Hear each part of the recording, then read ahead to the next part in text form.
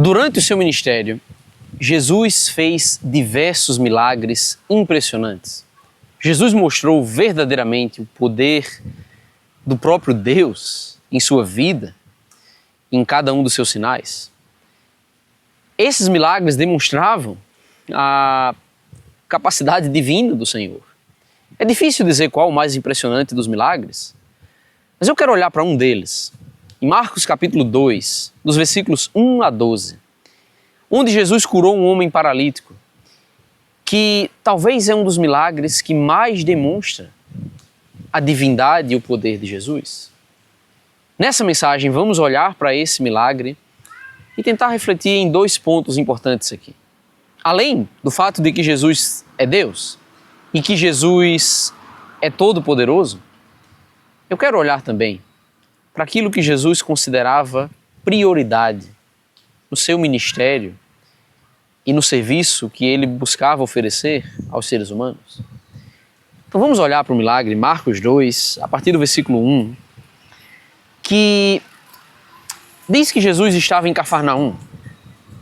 Parece que Jesus tinha uma casa em Cafarnaum, morava lá. Em versículo 2, Marcos 2, 2, muitos afluíram para ali, tantos que nem mesmo junto à porta eles achavam lugar, e anunciava-lhes a palavra. Alguns foram ter com ele, conduzindo um paralítico, levado por 4 homens. E não podendo aproximar-se dele por causa da multidão, descobriram o eirado no ponto correspondente ao em que ele estava. Fazendo a abertura, baixaram o leito em que jazia o doente. Agora uma cena impressionante aqui. Muita gente sabia que Jesus estava ali, uma multidão foi para lá, ocupou a casa inteira, ocupava a porta, impediu o acesso de outras pessoas. E vem esse grupo aqui, 4 homens levando um paralítico numa maca. Como eles passariam pelo meio da multidão? Não teria como? Parecia inacessível. É impressionante o esforço desses homens. Eles subiram na casa, abriram um buraco no lugar correto, desceram com a maca diante de Jesus. Incrível, incrível o esforço deles em levar o seu amigo paralítico até Jesus. Incrível a fé deles, pois Jesus percebeu isso. E no versículo 5, vendo-lhes a fé, Jesus disse ao paralítico: Filho, os teus pecados estão perdoados. Quero olhar primeiramente para esse ponto aqui, que aqueles homens estavam amando o seu amigo. Eles sabiam do poder de Jesus, eles sabiam do interesse de Jesus em curar pessoas. Jesus estava fazendo isso todo o tempo. E eles, provando uma grande fé em Jesus e amor pelo seu amigo, fizeram esse ato de tamanho esforço e o levaram até Jesus. Agora, nós não sabemos muito mais sobre esses homens aqui. Mas o que eu estou vendo, imaginando, era que a motivação deles era de que o amigo fosse curado da doença física, da paralisia. Mas você vê que não é isso que Jesus cura primeiramente. Jesus perdoa os pecados do homem.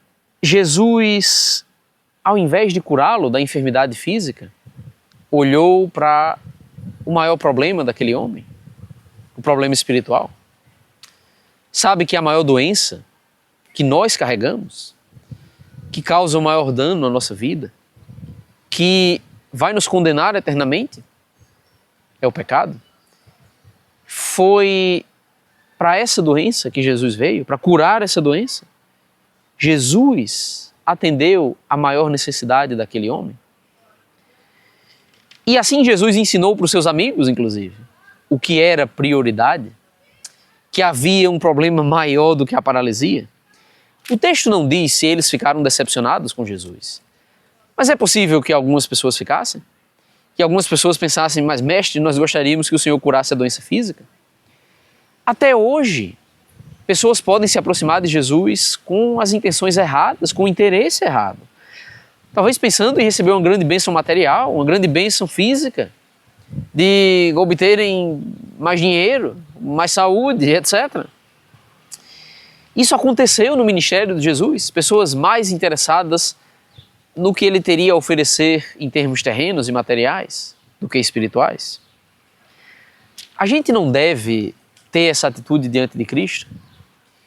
Pessoas até podem distorcer o propósito dos milagres de Jesus, imaginando que ele veio sanar os problemas pessoais, físicos, sociais, econômicos das pessoas. Doutrinas que distorcem a mensagem do Evangelho nesse sentido estão causando um grande mal. Quantos têm ensinado sobre, ou dado muita ênfase ao conforto terreno, saúde e prosperidade, mais uma vez, do que as questões espirituais, como se essas outras coisas fossem as mais importantes. Jesus veio nos salvar da maior e mais mortal doença, a doença espiritual, o pecado.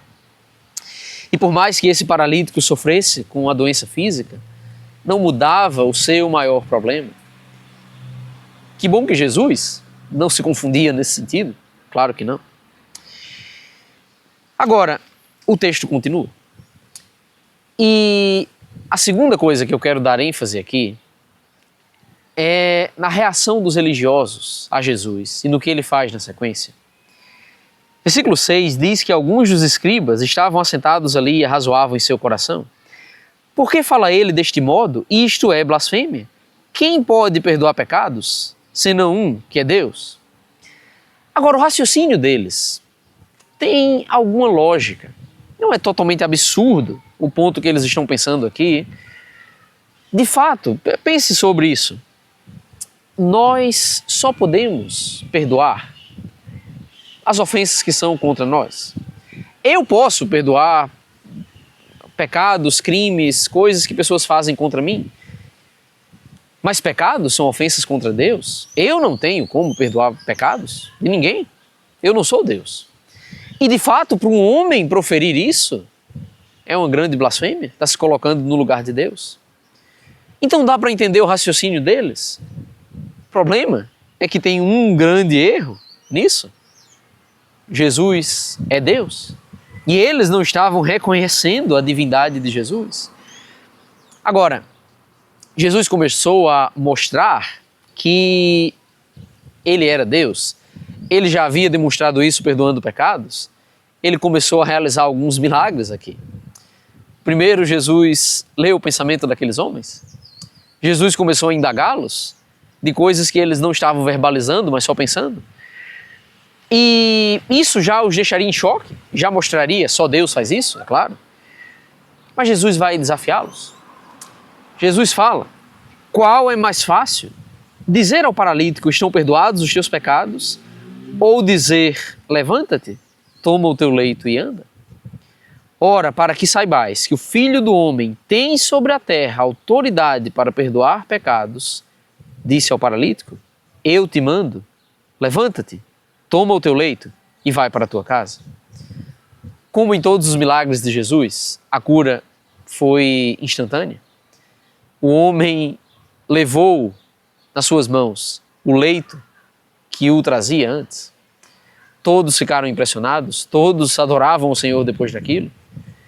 Mas pense no que Jesus ensinou aqui. Jesus nos ensinou o propósito dos seus milagres.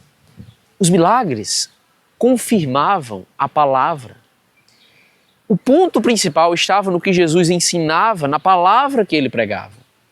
Jesus estava afirmando que ele era Deus, que ele era o Filho de Deus, que ele tinha poder para perdoar pecados, estava chamando os homens ao arrependimento. E os seus milagres comprovavam essa mensagem vem de Deus, de fato.